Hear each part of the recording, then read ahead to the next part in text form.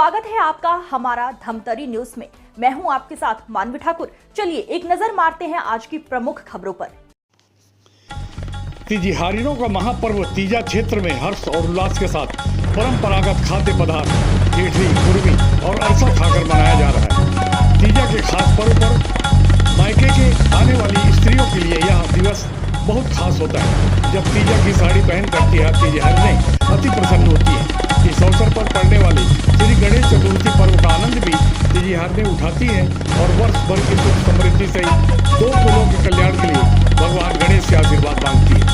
तीजा और श्री गणेश चतुर्थी पर मायके आई महिलाओं ने कहा कि पर्व पर व्रत उपवास रखकर परिवार की खुशहाली के लिए श्री गणेश से आशीर्वाद मांगा जाता है।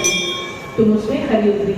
पिता हिमाचल तुम्हारी तपस्या करी थी, उनके समझाने का तुम पर कोई प्रभाव नहीं पड़ता है। तुम्हारे पिता से तो प्रसन्न हुए, पर मां को लगा कि पुत्री के कष्ट वाले दिन समाप्त हुए। भगवान विष्णु का नाम पुत्री से उदास हो गई और तपस्या को और भी उग्र बना दिया। अपने सिर पर गिर आए संकट की चर्चा तुमने अपनी अंतरंग सखी से की। सभी ने आश्वासन लिया कि भगवान उन्हें और उठा लिया। उसमें बैठकर तुम्हें भगवान शंकर प्रार्थना करते रहने की प्रेरणा दी। हे शुभे, उसी काल में जब तुमने बालुका शिवलिंग निर्मित विधि अनुसार मेरी पूजा की तथा कागज कि तुम्हारी मनोकामना पूर्ण हो। इधर तुम्हारे पिता को जिस स्थान पर तपस्या करते छोड़ आए थे, वहाँ तुम्हें घर पर पुनः निकल उठे। महाराज हिमाचल को भी आशंकाओं ने घेर लिया कि पुत्री को कोई जल्दी पशु खा लिया अथवा कोई दुष्ट उठा ले गया इत्यादि में पहुँच गए।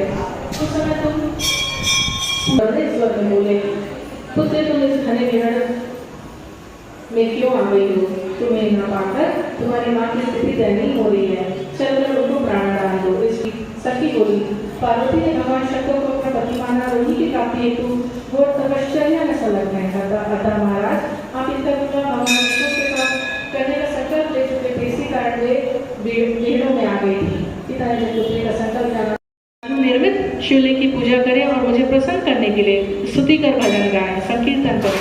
शंकर को प्रसन्न कर मनोअनुकूल प्रार्थना करें तथा इसके पश्चात अपने गुरुजनों को भोज कराकर स्वयं भोजन करें। भगवान शंकर की पूजा पंचाक्षरी सिद्ध मंत्र ओम द्वारा करनी चाहिए तथा यथाशक्ति इस मंत्र का जप भी करना चाहिए। प्रार्थना कर।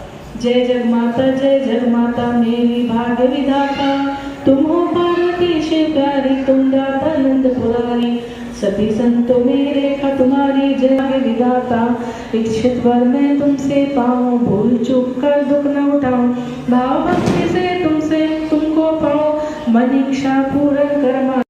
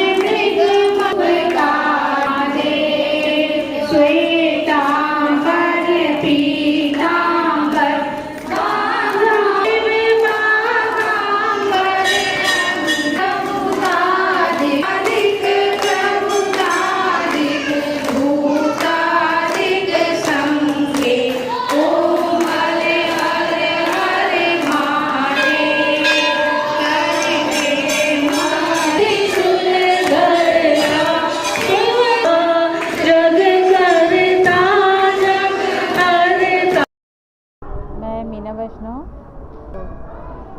39 साल हो गए हमको। परिवार के साथ रह के दिन भर काम वगैरह करने के बाद निर्जला व्रत करना कठिन तो है, पर हम लोग को शादी के बाद तुरंत ऐसे ही बताया जाता है ना कि निर्जला रहो, जरूरी है। जैसा भी बता दिए हम लोग वैसे ही अभी तक उसका पालन करते हैं। हमें नॉर्मल जिस सब पूजा होती है वैसे ही पूजा है। श्रृंगार वाला है तो सारी चीज़ें श्रृंगार से संबंधित सब रहता है उसमें। कथा के बाद आरती, कथा के बाद हम लोग रात को चारों बेटियां हैं और हम लोग तो पूरा रात भर, हमको तो यहीं बैठना ही है। कुल मिला के जागरण हमारा तो पूरी रात है और दिन भर भी है। मैं ऋतु वैष्णव, आज हरितालिका तीज का व्रत है और ये पार्वती माता शिव जी को पाने के लिए की थी, इसीलिए उन्हीं के आशीर्वाद से सभी महिलाएं करती हैं और कुंवारी कन्याएं अच्छे वर पाने की लालसा में करती हैं। मेरे को तो 26 साल हो गया, शादी के बाद ही हम लोगों में छत्तीसगढ़ में शुरू हो जाता है ये व्रत करना। कठिन तो बहुत है और इस साल तो और परीक्षा होगी क्योंकि बारिश हो नहीं रही थी, धूप बहुत तेज़ था। तो भी मतलब भगवान इतनी शक्ति दे देते हैं कि निकल जाता है उपवास आसानी से।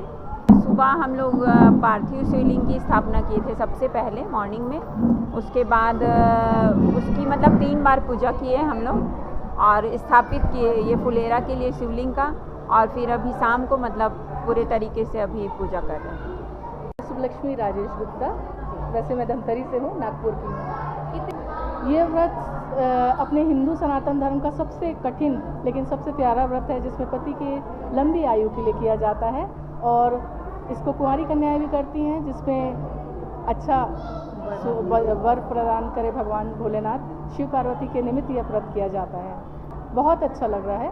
और तो ये थी आज की प्रमुख खबरें। अगले बुलेटिन में आपसे फिर मिलेंगे ताजा तरीन खबरों के साथ। तब तक आप देखते रहिए हमारा धमतरी न्यूज।